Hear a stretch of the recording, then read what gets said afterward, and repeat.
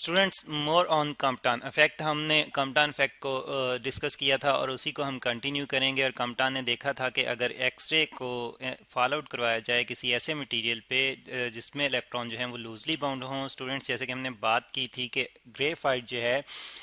Graphite जो है ये लूजली, इसमें इलेक्ट्रॉन जो हैं स्पेशली आउटर मोस्ट इलेक्ट्रॉन जो हैं वो एटम्स के साथ लूजली बाउंड होते हैं। तो जब एक्सरे को फॉल आउट करवाया जाए, इंसिडेंट करवाया जाए उस टारगेट पे, इंसिडेंट on loosely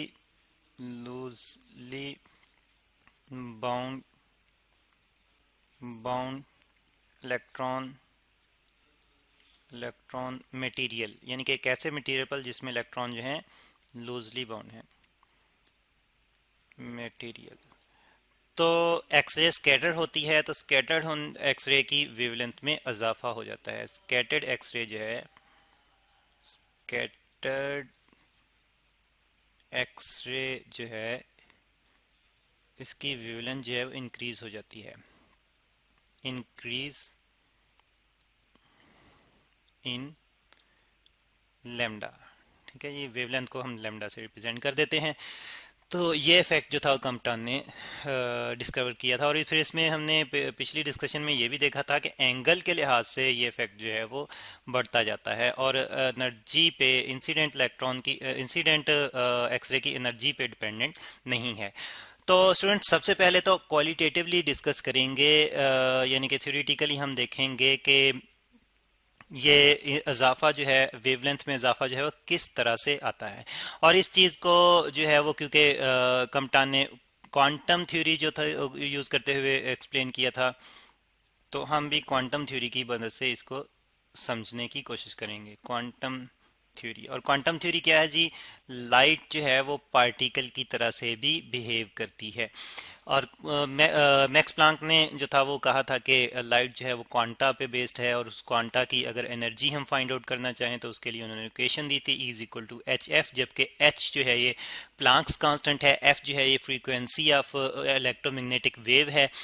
तो प्लैंक्स कांस्टेंट को फ्रीक्वेंसी ऑफ इलेक्ट्रोमैग्नेटिक वेव से मल्टीप्लाई करें तो हमें एनर्जी मिलती है। और ये एनर्जी किसकी है? ये एनर्जी उस फोटोन की है जो कि उस इलेक्ट्रोमैग्नेटिक वेव के साथ एसोसिएटेड है। ठीक है, ई एम वेव। तो और यहाँ पे स्टूडेंट्स जो एक्सरे है, एक्सरे भी एक इलेक्ट्रोमैग्नेटिक वेव है। तो फिर यहाँ पे क्वांटम थ्योरी हम जो यूज़ करेंगे, और क्वांटम थ्योरी में वही क्वांटा जो था उसको आइंस्टाइन ने फोटोन का नाम दिया। तो हम कहेंगे कि एक्सरे जो कि इलेक्ट्रोमैग्नेटिक वेव है, इसमें यहाँ पे ये फोटोन यानी कि पार्टिकल की तरह से बिहेव कर रही है। एक्सरे जो है ये पार्टिकल की तरह से बिहेव कर रही है, और उस पार्टिकल को हम फोटोन कहते हैं। उसके पार्टिकल को, एक्सरे के पार्टिकल को, इलेक्ट्रोमैग्नेटिक वेव के पार्टिकल को हम फोटोन कहते हैं। और उसकी एनर्जी हम इस इक्वेशन से फाइंड आउट कर सकते हैं, उस फोटोन की एनर्जी।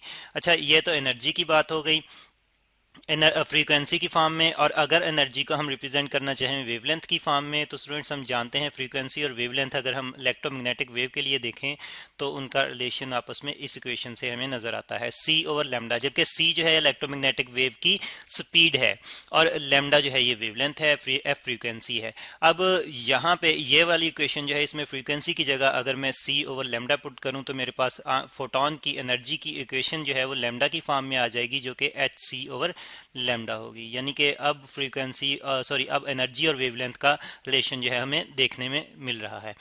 तो स्टूडेंट्स, ये अगर ये वाली इक्वेशन जो है मैं इंसिडेंट फोटोन के लिए यूज करूं, यानी कि मैं कहूं कि E is equal to H C over lambda जो है इंसिडेंट फोटोन की एनर्जी को रिप्रेजेंट कर रहा है, इंसिडेंट एक्स रे फोटोन। ठीक है जी, जरा क्लियर लिख लेते हैं, incident X ray photon. Photon. और क्योंकि इंसिडेंट एक्सरे के लिए जो वेवलेंथ जो थी वो हमने लेमडा से रिप्रेजेंट की थी, और अगर उस जो स्कैटर्ड एक्सरे है उसकी एनर्जी को मैं ई डैश से रिप्रेजेंट करूं, ई डैश से, और उसकी वेवलेंथ जो थी, जो स्कैटर्ड एक्सरे जो थी उसकी वेवलेंथ को लेमडा डैश से हमने रिप्रेजेंट किया था, तो फिर उसकी एनर्जी जो है वो H C over lambda dash से हम मेजर कर सकते हैं, जिसको मैंने ई डैश से रिप्रेजेंट किया है। तो ये स्कैटर्ड एक्सरे फोटोन की एनर्जी है। यहाँ पे हम लिख लेते हैं scattered x ray photon, x ray photon. अब स्टूडेंट्स आप जरा गौर करें कि वेवलेंथ जो है वो इन्वर्सली प्रोपोर्शनल है एनर्जी के। इसका मतलब ये है कि अगर वेवलेंथ में इजाफा देखने में मिलता है, अगर वेवलेंथ में इंक्रीज आता है, तो एनर्जी में डिक्रीज आएगा। इसका मतलब ये है कि फोटोन ने अपनी कुछ एनर्जी जो है वो लूज की है। तो एक्चुअली देखा गया कि जो मटेरियल के इलेक्ट्रॉन हैं, जो मटेरियल के अंदर जो इलेक्ट्रॉन हैं, वो क्योंकि लूजली बाउंड है, यहाँ पे हम एक इलेक्ट्रॉन रिप्रेजेंट कर देते हैं, वो लूजली बाउंड है अपने एटम्स के साथ। तो जब एक फोटोन जो है वो आके स्ट्राइक करता है इन इलेक्ट्रॉन्स पे, तो बिल्कुल बिलियर्ड बॉल यानी कि स्नूकर बॉल या बिलियर्ड बॉल की तरह का कोलिजन होता है। ठीक है, यहाँ पे फोटोन जो है जब आके स्ट्राइक करता है, तो तो जैसे बॉल्स आपस में टकराती हैं उस तरह का कोलिजन होता है। तो इस कोलिजन के नतीजे में ये जो है इलेक्ट्रॉन है। ये ज़रा हम साइड पे यहाँ पे लिख लेते हैं, इलेक्ट्रॉन, इलेक्ट्रॉन, इलेक्ट्रॉन। ठीक है जी। तो इस कोलिजन के नतीजे में मोमेंटम भी जो है वो मोमेंटम भी फोटोन अपना मोमेंटम, क्योंकि फोटोन पार्टिकल है, तो फोटोन अपना मोमेंटम भी इलेक्ट्रॉन को शिफ्ट करता है और साथ साथ कुछ एनर्जी भी इलेक्ट्रॉन को शिफ्ट करता है। अब उससे क्या होता है, उससे ये होता है कि इलेक्ट्रॉन उस एनर्जी और मोमेंटम की वजह से एक स्पेसिफिक डायरेक्शन में, क्योंकि स्टूडेंट्स हम जानते हैं मोमेंटम जो है एक वेक्टर क्वांटिटी है, यानी कि एक स्पेसिफिक डायरेक्शन में मूवमेंट को रिप्रेजेंट करता है किसी भी ऑब्जेक्ट की। तो इलेक्ट्रॉन एक स्पेसिफिक डायरेक्शन में जो है वो रिकॉइल होगा, यानी कि मूव करेगा उस एनर्जी को लेते हुए। तो यानी कि वो तकरीबन तकरीबन बहुत ही लूजली बाउंड था, तकरीबन तकरीबन मटेरियल के अंदर फ्री था। जैसे ही उसको एनर्जी मिली, वो उस एनर्जी को काइनेटिक के तौर पर यूज करते हुए मूव करना शुरू कर दिया उसने, और एक खास सीमत में मूव करना शुरू कर दिया। और इस तरह से उसको एक्चुअली मोमेंटम भी मिला, सिर्फ एनर्जी ही नहीं बल्कि मोमेंटम भी मिला, इसलिए वो खास डायरेक्शन में गया। तो इलेक्ट्रॉन अगर इस डायरेक्शन में गया तो देखा गया कि स्कैटर्ड फोटोन जो है ये दूसरी डायरेक्शन में जो है वो गया। तो असल में जो एंगल के लिहाज से जो है वो स्कैटरिंग वेवलेंथ में इजाफा देखने में आया, तो वो इस चीज़ से हमें जो है वो समझने में मदद मिलती है। यानी कि इस चीज़ से हम उसको समझ सकते हैं कि फोटोन जो एक स्पेसिफिक एंगल पे स्कैटर हो रहा है, तो असल में वो अपने मोमेंटम जो है अपना शेयर कर रहा है इलेक्ट्रॉन के साथ, इसलिए उसके मोमेंटम में चेंज आ रहा है। और मोमेंटम में चेंज सिर्फ मैग्नीट्यूड में ही नहीं बल्कि उसकी डायरेक्शन में भी चेंज आ रहा है, इसलिए एंगल, खास एंगल पे जो है वो हमें जो इजाफा देखने में मिल रहा है वो ज्यादा मिल रहा है। यानी कि एंगल बढ़ाने से इजाफा जो है वो ज्यादा हो रहा है, क्योंकि ज्यादा एंगल पे मोमेंटम जो है वो ज्यादा शिफ्ट हो रहा है। तो इस तरह से स्टूडेंट्स फिर हम देखते हैं कि फोटोन अपनी कुछ एनर्जी इलेक्ट्रॉन को शिफ्ट करता है और उसके नतीजे में इलेक्ट्रॉन जो है वो मूव करता है, और साथ साथ फोटोन की एनर्जी में कमी आती है, उस वजह से उसकी वेवलेंथ में इजाफा होता है। और फिर जो एंगल का कंसेप्ट आता है, वो असल में फोटोन अपना मोमेंटम भी इलेक्ट्रॉन को ट्रांसफर करता है, जिसके नतीजे में इलेक्ट्रॉन एक खास सीमत में मूव करता है।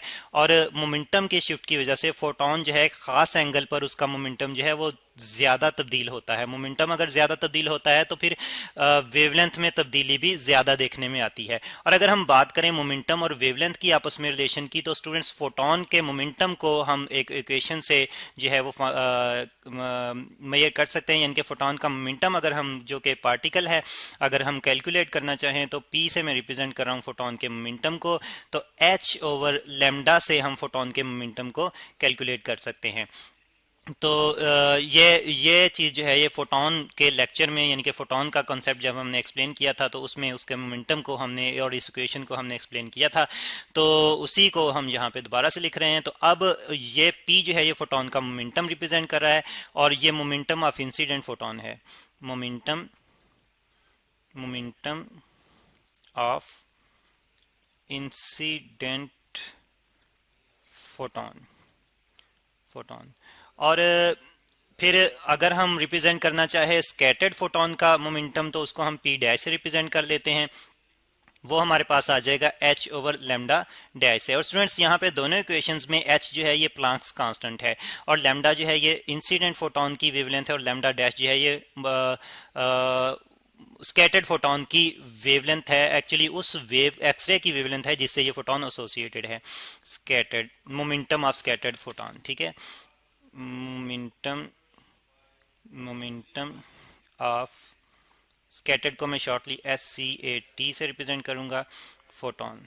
तो इस तरह से आप देख रहे हैं कि वेवलेंथ और मोमेंटम में इन्वर्स रिलेशन है, यानी कि वेवलेंथ अगर बढ़ेगी तो मोमेंटम जो है उसमें कमी आएगी। तो यहाँ पे भी फोटोन अपना मोमेंटम कुछ इलेक्ट्रॉन को शिफ्ट कर देता है, तो उसके वेवलेंथ उसके मोमेंटम में कमी आ जाती है, इस वजह से उसकी वेवलेंथ में इजाफा देखने में आता है। तो स्टूडेंट्स, इस तरह से फिर हमें पता चला कि फोटोन का कंसेप्ट अगर हम यूज करें तो हम फिर समझ सकते हैं कि किस तरह से वेवलेंथ में इजाफा जो है वो एंगल के साथ एसोसिएटेड है। और इसी चीज को फिर हम मजीद डिस्कस करेंगे नेक्स्ट लेक्चर में।